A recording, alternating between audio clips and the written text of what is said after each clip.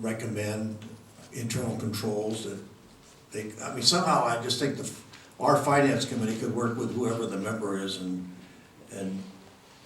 get a dialogue on some of the things that we would want to be sure that they're doing. If it's Atherton's responsibility, I guess we have one member out of 21, is that what happens? I just don't know whether we have the authority to do that as a city or a town, but it just seems to me that the finance committee should sit down with a member, whoever you appoint, and look into it generally, because the relationship with the district's auditor seems to me should have been in more depth to figure what's going on, but I'm not sure what was done and what wasn't done.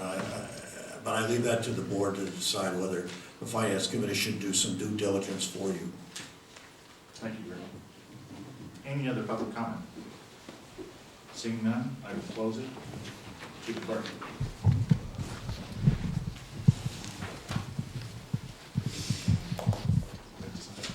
The clerk is passing out ballots for the council meetings.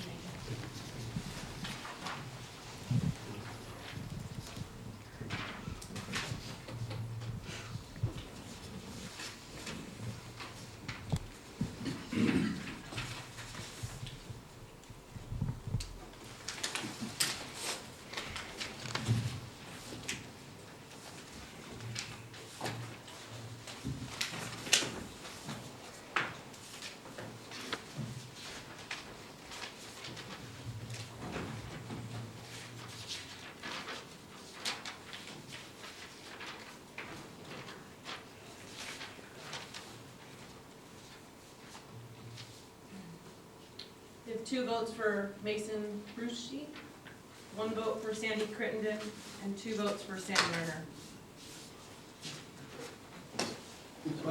Under the rules, the candidate with the fewest votes is eliminated, and we do it again with the 2 remainder.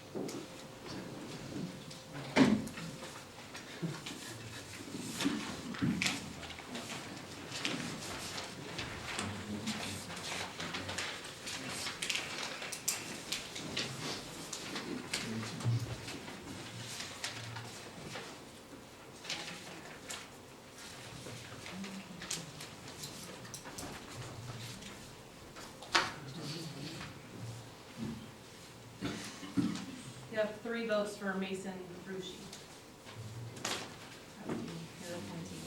Thank you very much. Mason, congratulations. Thank you very much. I appreciate your support, and I will make this a better vector control board, and I certainly want to listen to anything that you said tonight, and I really appreciate your support. I would like to say Dr. Lerner, I think, has done a good job. It's been tough. He's been very tough, and I think he deserves a round of applause for doing a great job.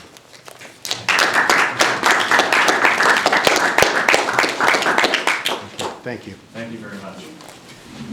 Moving to item number 17, selection of the designated alternatives and directions to negotiate the design contract with Woods and Cardozo and Associates for the Marshall Road retaining wall system. Staff, Mike Swati. Yes, Mayor Lisa, members of the City Council. I'd like to just briefly review staff's recommendation and then turn it over to Lisa Costa-Sanders to go over her some of the issues or assessment as far as environmental implications. Staff is recommending that you approve the selection of the concrete cast-in-place option to repair the Marsh Road channel. Our recommendation does not include providing the cover at this time, but to define a project which will incorporate design elements to facilitate a future cover to accommodate a future bike pedestrian path. We're also recommending to authorize staff to perform an environmental assessment for the recommended project and to authorize staff to negotiate an agreement for preparation of the final plans, specs, and estimates with Biggs, Cardozo Associates. And finally, we are recommending that the council select a preferred concept for a future bike pit facility. And as requested by City Council at your November meeting, this item provides an assessment of anticipated environmental requirements associated with project alternatives, which covers the existing channel. And that assessment is provided as part of attachment 1 of your report. And now Lisa will review that attachment with council. Thank you, Mike. Thank you. Under CEQA, California Environmental Quality Act, first we need to determine if it's a project, and indeed this would definitely qualify as a project. And then once we have detailed plans, we would go through and do the environmental assessment. So at this point, we're giving you kind of our best estimate of what that would be. Really not anything cast in stone at this place because we don't have that final project designed out. But essentially, if you look at the first option, which is just the cast in place, really look at that more as a repair and maintenance project. And so under CEQA, there is a categorical exemption that we could use in that situation, and I've provided that code section for you, where it's really, you're replacing a line channel with a line channel, so there's really no significant change to that project. So we would consider that replacement or reconstruction of an existing facility, or it be located at the same site, replaced in kind. I do have an asterisk there, though, that if there's any heritage tree removal required as a part of that, or any information that's found later, that then we may need to do a mitigated negative declaration. The other scenarios where it's a covered culvert is something where we may need to do some further analysis and do some further studies, and it may be more appropriate to do that mitigated negative declaration. Again, until we have the detailed drawings, do the full initial study checklist, go through all the items, it's difficult to say for sure. But what we would do is, retain a consultant to take a look at that. After they go through the initial study, if they don't find any significant environmental impacts as a result of that, different assessments, then that document, mitigated negative declaration, would be prepared, would be sent up to the state clearinghouse, since other governmental agencies are required as a part of this project. So that provides their opportunity to comment. Through that comment process, it may be determined that additional studies are needed. For example, Fish and Game, Army Corps of Engineers, they could require some additional research and study. I'm not saying they're going to require us to do an EIR, but they may require us to do additional studies. And then the final project, since it's a change in the hydraulic capacity of the channel, a change in the project, we took a more conservative approach that may require an EIR, but we really don't know until we get into the project details. Thank you. Council, any questions for staff?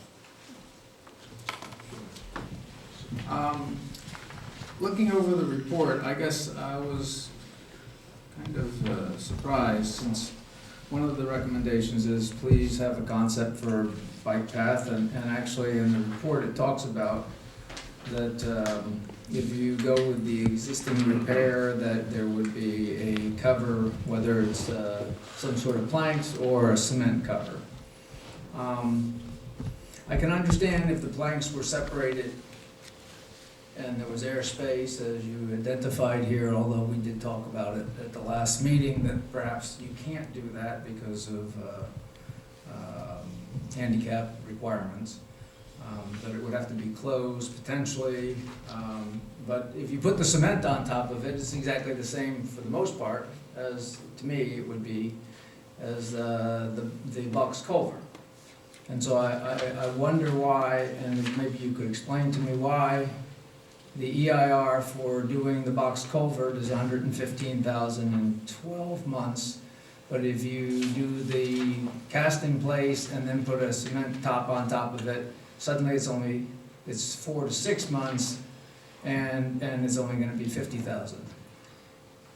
Well, again, we took a conservative approach on that one, mostly due to the increased hydraulic capacity.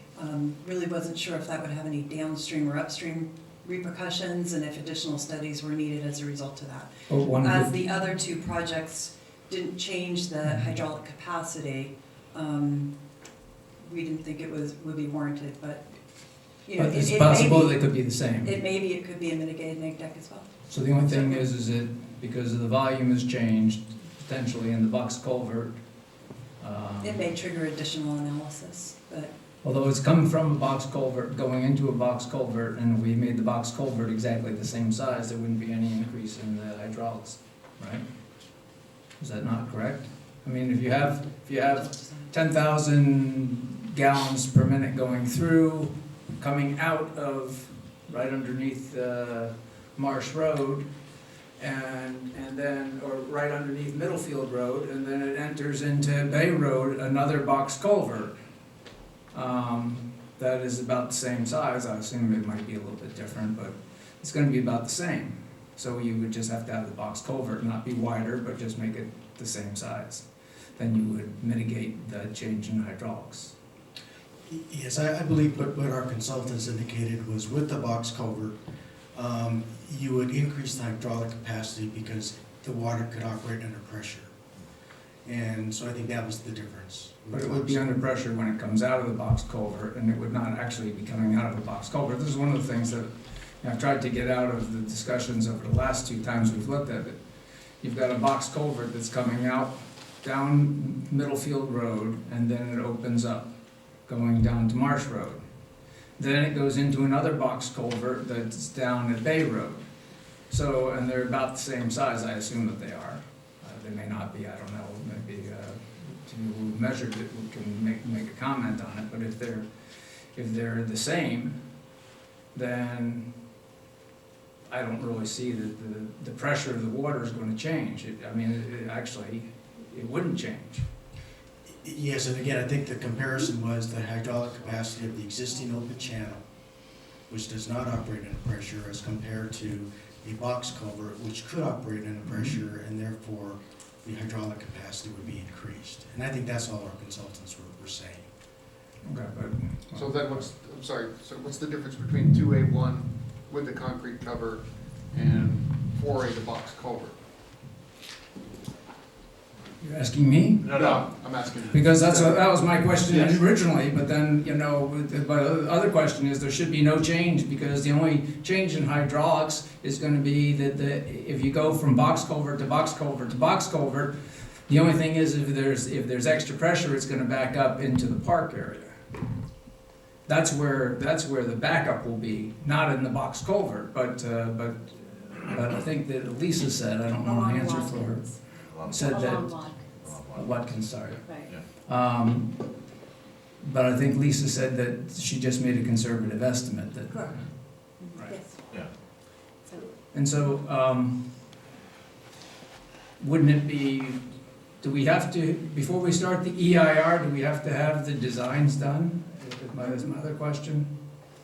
well, we would need enough information in the design in order to complete the EIR, so I don't know. Whoa, not EIR. It would complete the environmental environmental assessment. assessment. Because we won't Thank know you. until a project, look, if you read this carefully, it says, 2A1 says place concrete walls, and have it capable of adding a top. If you just do the concrete walls, it's now an open channel, and we're right back to the one right above it. I think the problem is going to be, if we can't tell ahead of time what you're going to want to do as a project. And once you define a project, then it goes to the environmental consultants who will say, Fish and Game wants this, Corps of Engineers wants this, and there may be a difference in a box culvert, for instance, that is a big concrete pipe, as opposed to something with a wood cover where the water can go through it and pressure can escape. We won't know that until the council just looks at the various options and says, look at this one or look at these 3, and then those go back for an environmental assessment. And from that, it comes out, it could be that everything is mitigated and all you need is a negative declaration, or it could be that under any or all of those, that once, the Corps of Engineers and Fish and Game get done with this, they all need an EIR. We're trying to play a game of guess here, and I think that's why. But the recommendation, city attorney, is to also recommend what type of covering we want to put on it, so that the request from the city staff is to give the direction on what the total thing's going to look like. And in the past discussions, we have talked about that we would like to cover it. Perhaps, but what I'm saying is, if you say two, now you make me put my glasses on, 2A1, 2A, essentially is the same as cast in place right above it. It ends up with an open top. Right. The open top is just doing repair and maintenance on, in our opinion. We can try and sell that to the other stakeholders that will be interested in this as well, and that is our best guess. However, in the future, if you decide to put a top of some sort on it, that will trigger another, and that becomes a separate project. It will trigger another environmental review that could lead to a mitigated negative declaration, a categorical exemption, if we can figure out how to make it work, and a worst scenario would be an environmental impact report. We just don't know because we're guessing at what the project will look like. Thank you. Councilman Lewis, any questions for staff? Oh, okay. No, I just have comments, so I'll wait to do my comments. Councilman DeGoya, Vice Mayor, excuse me. When will you know if heritage tree removal is a possibility if you go with the cast-in-place solution? Once we do design surveys, so that we locate everything exactly, and then once the consultant starts doing their design, we will know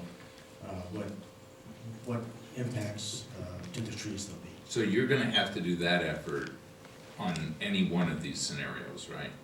Yes, a very detailed topographic survey is going to be necessary for any alternative.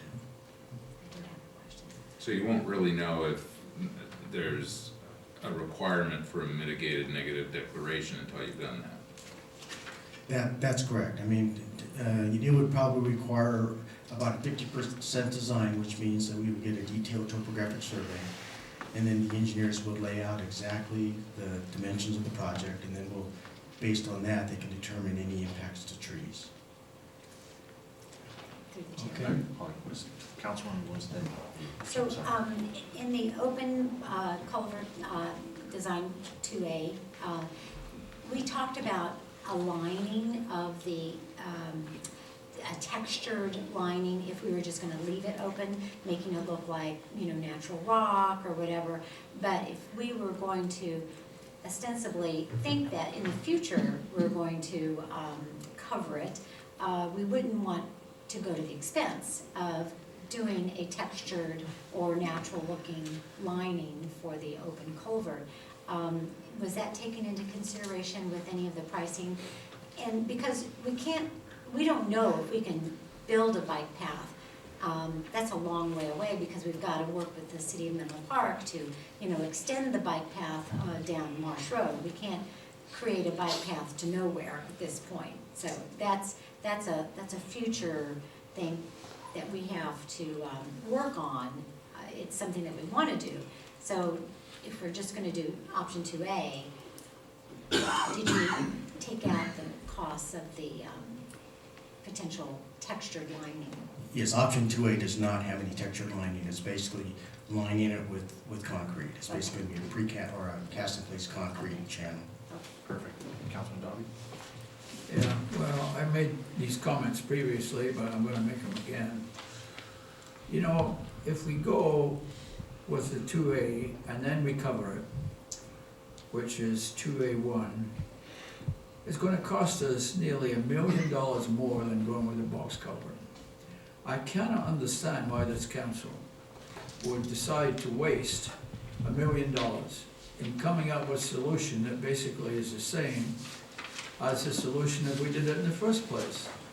I mean, if we go with the box cover, the thing is done. I'm not at all sure, when I look at the environmental review process, that the environmental impact report would be needed with a box cover that would take twice as long as with the other one. I don't know where that's come from, because I'm not at all convinced with that. I think that, why would we consider going with a solution? If you go with 2A1 and 2A, you get the same thing. You get concrete covered channel for an extra more than $1 million. Whereas with a box culvert, you get the same thing, and I think you can get it done a lot quicker than you're showing up here for $1 million less. I mean, what are we doing with Atherton's money? Are we just squandering the money? It certainly sounds like that to me. There's no reason in my mind that we should spend an extra $1 million. It's more than that, actually, if you look at the numbers. So that we can have a covered channel with that, instead of a box culvert, which gets the whole job done at once. I apologize, Mike, do you have some concrete cost, no pun intended, in that $1 million? Are we really talking $1 million between the box culvert and the option 2A in completion with a cover? Yes, that was the estimate provided by our consultant. So our big boy is $1 million in 12 months versus what, that could go down, we don't know yet, that's the bottom line. Does that sound right? Yeah, and I think the distinction here is that with the cover, I guess the presumption here, the purpose of the cover and the reason for covering is for a future bike pedestrian facility. And the thing is, at this point, is that today, that would go nowhere. Because in order for it to actually go somewhere, it would require, at some point, I'm not sure if it's Menlo Park or if it's San Mateo County, the ability to reduce one of the eastbound travel lanes on Marsh Road, because that is the area that would be needed in order to continue this path. So I think that's the one thing that today, that right-of-way does not exist for the continuation of this path. Thank you. One more comment from Bill. Yeah, the box culvert actually would reduce future costs for either repair or further replacement, because this is not the first time we've talked about even doing a soil nail. There was one done about within the last 10 years. The box culverts, yes, you have to go through as you do with the open channel and clean those things out. But the box culvert is not going to need to be replaced in another 10 years. We haven't replaced the ones on Marsh Road ever. I've been here for almost 20 years now. I haven't seen those dug up, nor have I seen Menlo Park dig theirs up. Yet I've seen us repair ours. So I think that there is a life cycle cost issue as well that is not being considered in here too. So. I'm with Councilmember Dobby that I think it's money well spent to go with the box culvert. It covers it up, and then we can put pressure on Menlo Park to have something else further down the road. And even if for some reason Menlo Park doesn't want to put in a bike lane, at least it gives some safety, because people are riding their bikes and walking down that road, and it gives them a place to be. So I think it's money well spent, and it will reduce not only current year, in the short-term cash flow, but it also would fix long-term maintenance issues as well. So, any question, Bill? No question? No, no comment. Councilman Dodd, Sorry. Vice Mayor, I apologize. It's okay. Okay, just first of all, question clarification. If I understand the numbers from your report last month, the cost of the cast-in-place uncovered is approximately $2.4 million. The cost to cover that in today's dollars is estimated to be a little more than an additional $1 million.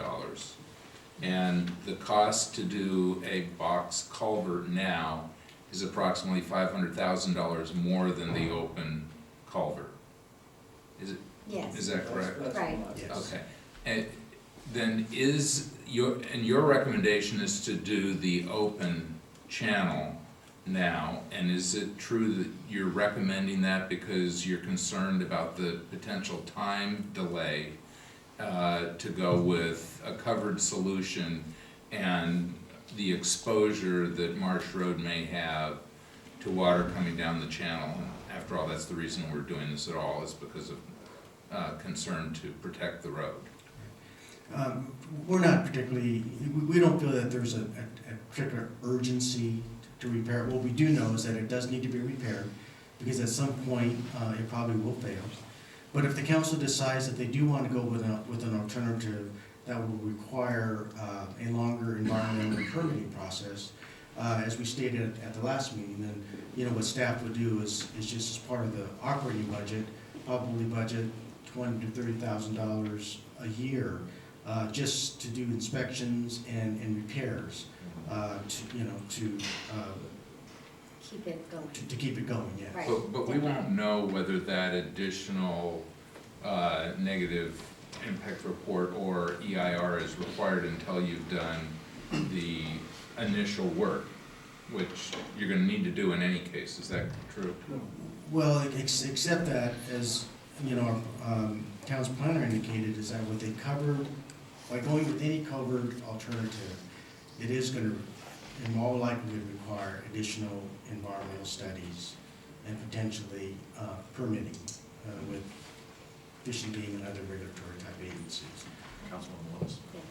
So I just kind of want to walk through the numbers once again, because I think that what we're not adding back in is the additional cost of $400,000 for the environmental report in doing a boxed culvert versus really nothing for an environmental report. If you just do the cast and concrete culvert. Is that correct? Pretty much? Well, yes, however, if in the future the council decides to cover, let's say you go with If you the, do, yeah. but that's in the future. We don't know for Correct. sure that we're gonna do that. And the box cover certainly does cost $500,000 more initially, plus the $400,000, so that's almost $1 million more than, and waiting 12 months than if we just did the alternative 2A, which is the cast and concrete walls at this point. Is that right? That's not correct. Yes. I think so. Without a cover. Without a cover. Yeah, so it's almost $1 million more to do the box culvert, plus you have to wait 12 months or something else like that. And the additional costs of maintaining the existing channel and the possibility that it may fail. It's been talked about, it was repaired a number of years ago. The reason that we're trying to do this, and we keep trying to do this, is to repair it so that it is nice and safe. And we put a new fence up there to prevent people from crashing into it. So, I mean, I think that you can look at it both ways. Yep. And so it's just not as clear cut as Councilman Dobby is saying that, you know, one is another $500,000 more. Any more Jim, question? Yeah, I think that we've got to get these numbers straight, because what Councilmember Lewis is saying is just not true. Well, it is If we true. go with an open channel, and then we decide at some later point to cover it with concrete, the cost, rather than going with a box culvert initially, is substantially more. And I think, Mike, you have to make sure we got our numbers right.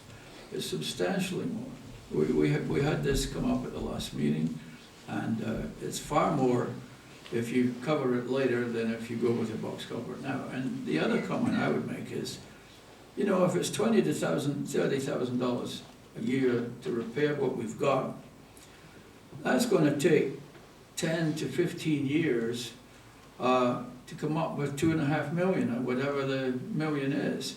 I'm not at all sure that there's an urgency to do this.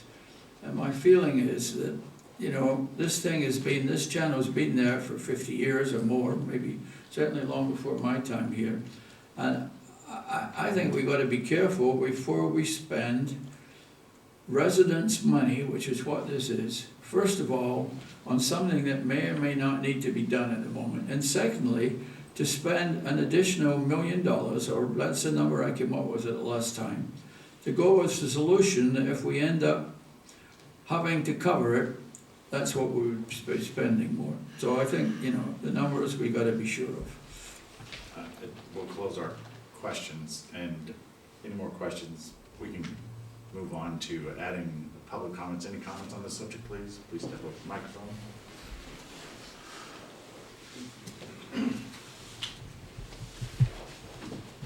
Larry Sweeney, I live on Irving Avenue. I sort of agree with the discussion that as I read through this, it's different than the numbers I've seen before. And in addition, there are numbers in here like chain link fence or other thing that would, and this is under the 2A1, which would be 160,000 to 590,000. Well, really that would be under any of them if you had a pedestrian walk. So that should be reflected, I think, in all of them. Similarly, the $400,000 for the environmental analysis would be for any of them as well when you decided to cover it over. So I think it'd be clearer to get some kind of table here that shows all the costs for all of the options. Thank you. Thank you. Any other comments?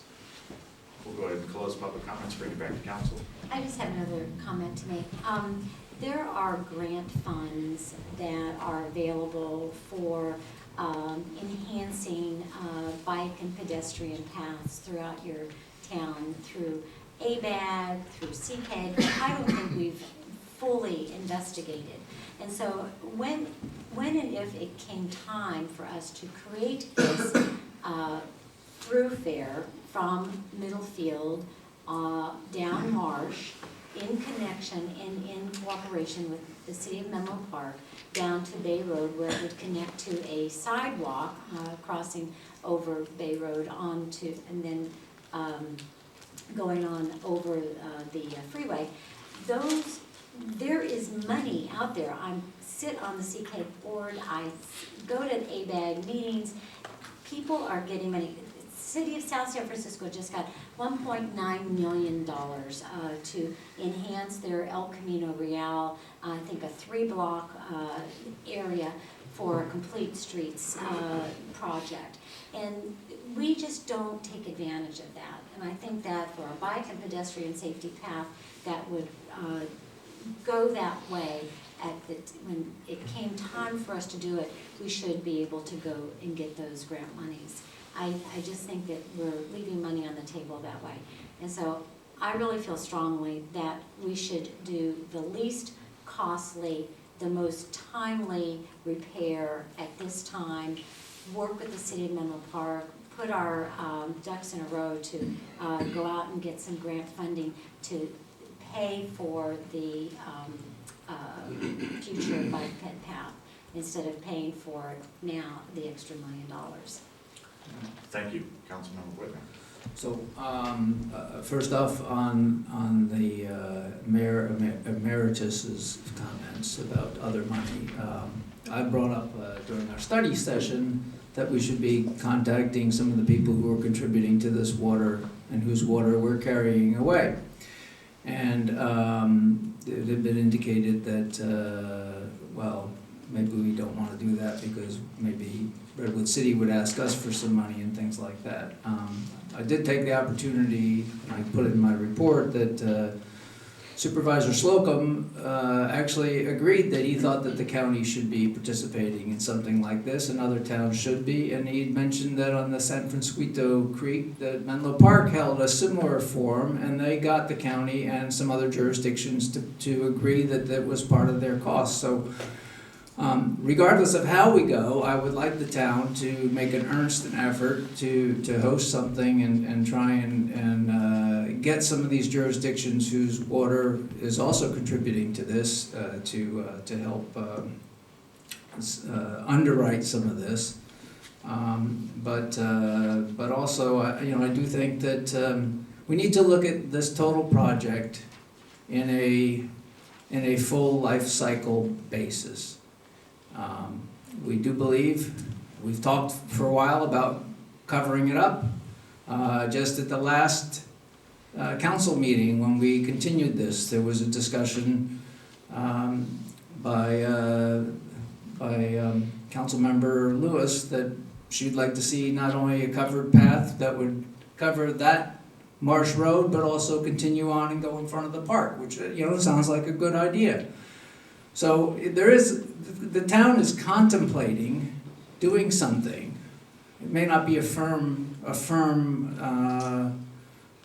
plan at this point in time, but we're contemplating it, and our procurement policy clearly says that if we shouldn't be breaking projects up to get them under the wire or change them or whatever. So I think that if you think that you're going to do something, you ought to go ahead and at least plan for it. We ought to plan for the box culvert, I believe, because it's money well spent, and it will have the long-term maintenance issues will be taken care of, and we'll address covering it up if that's what we want to go do. If we choose to, we're not in a hurry to get something done. We do need to do something. We can't ignore this. The channel is not the road is not falling into the channel today, and we are doing periodic repairs. So I don't think that there's an urgency of 12 months for doing an extra study. I mean, already right now, if we start, we won't be we're going to miss this winter season. So we're talking about one additional winter season if in fact we do something at all. So I don't think it's foolish to go ahead and plan for the worst case, and we can always mitigate it later and change our plan. But I think that I'd like to see us move forward with where we are, plus look for other jurisdictions' money. Thank you, Bill. Councilman Dobby.